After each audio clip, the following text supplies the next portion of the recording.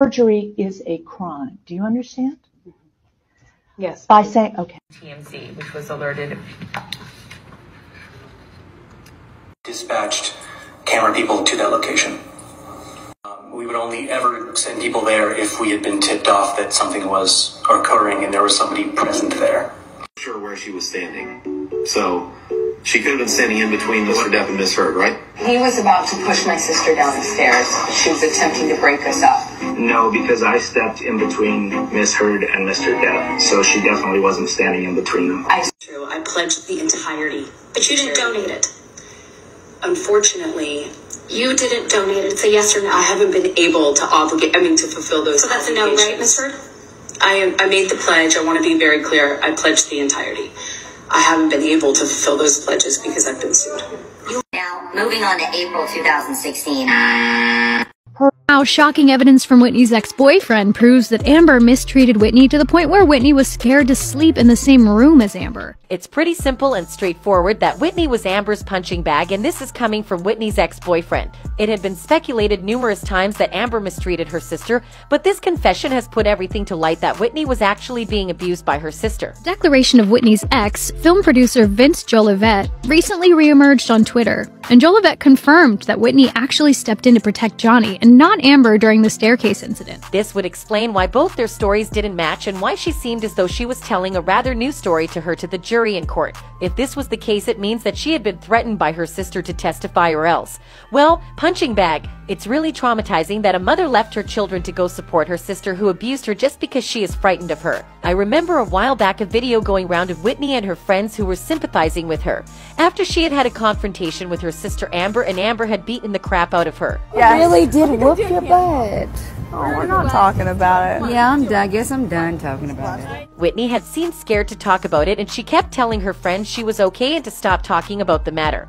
The person who recorded the said conversation might have wanted the world to know who Amber really is. She relayed to me a story about having to stop her sister, Redacted, from Redacted Johnny, and in the process how Redacted almost knocked her down a flight of stairs. Well, apparently, Whitney and her ex-boyfriend worked in the same office, and when he saw that she was living with Jennifer Howell, her boss and best friend, he asked her why, and she answered that she had had a fallout with her sister Amber. She then went ahead and told him that she had tried to stop Amber from beating and hurting Johnny, and Amber had pushed her down the stairs. I guess this is where the infamous staircase story came from. Amber had claimed that Johnny was going up the stairs to hit her when he decided to push Whitney down those stairs.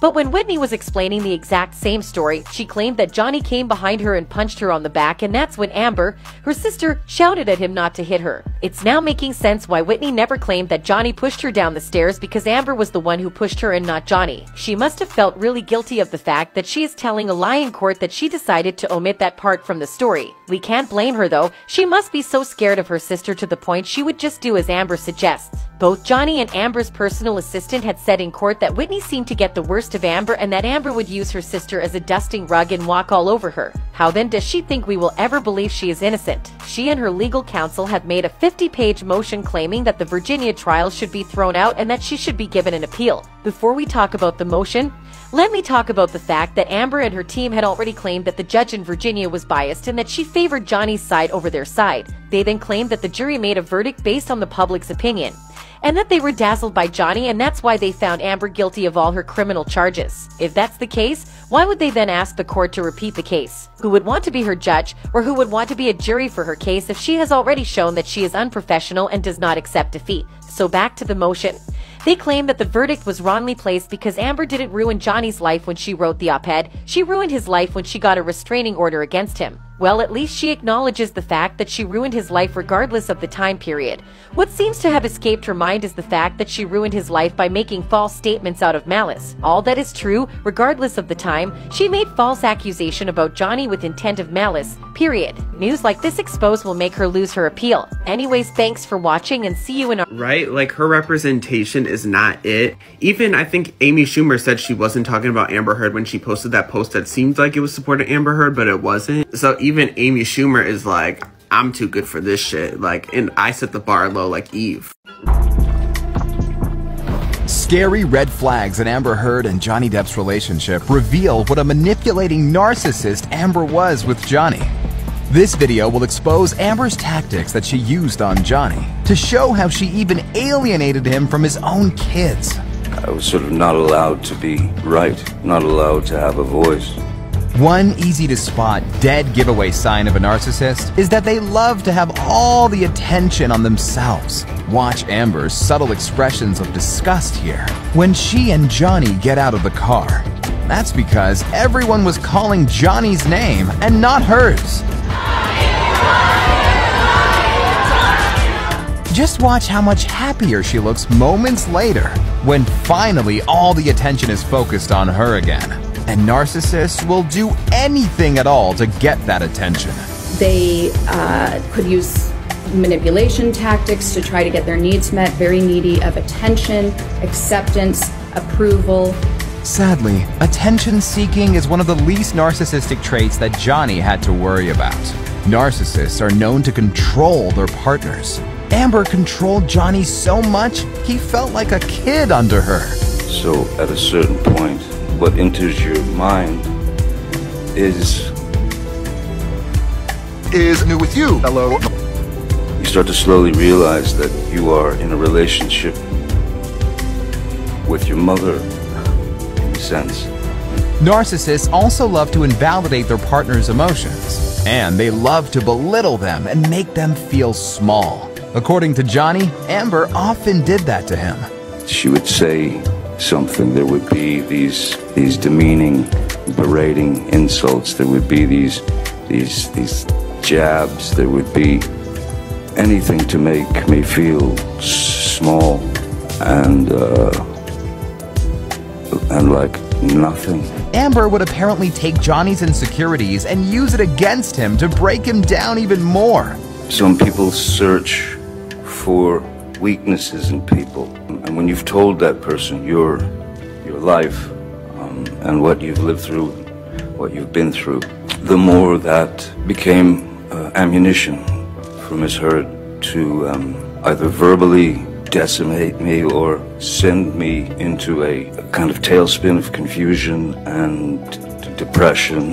And when we analyze their body language together at events, we can see that Johnny did feel broken down by Amber. Here, Johnny looks down and scratches at his chest in an almost self-soothing, nervous gesture. Amber, on the other hand, seems in charge and in control.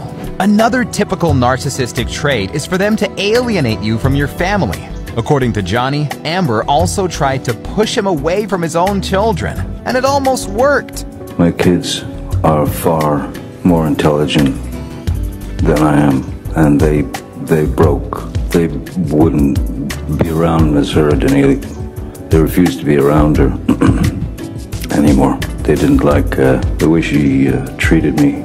Luckily, Johnny's kids seemingly saw right through Amber. In 2016, Amber launched a massive case against Johnny. She told the world how he mistreated her and how mean he was. But now, we are learning more and more that Amber was not the nicest person with him either. Well, Hey, Amber Heard, I think you remember me. I'm Mira from Aquaman. Now, I'm not a narcissist, but I do have borderline and histrionic personality disorder. But I'm here to tell you that we're good people. And in my mind, and this is why I want to get into your mind too, is I was the victim. I want you to believe what I believe. And I've done nothing wrong. I've never hurt anybody.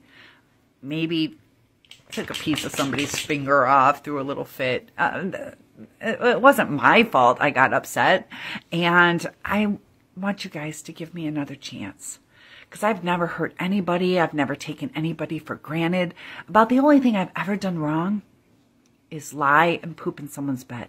Other than that, well, maybe I hit somebody too. Well, it wasn't really punching. It was just hitting. Give me some credit. I'm a good person. Don't you think? Hey guys, thanks so much for watching. So I'm working on this They Are the Worst series. Of course, this one's on Amber Heard. I have a part 2 coming out soon, so look for that. But if you have somebody you want to see, let me know in the comments. I've got a lot of great suggestions from Jada Smith to Tom Girardi, so I'm working on all of them.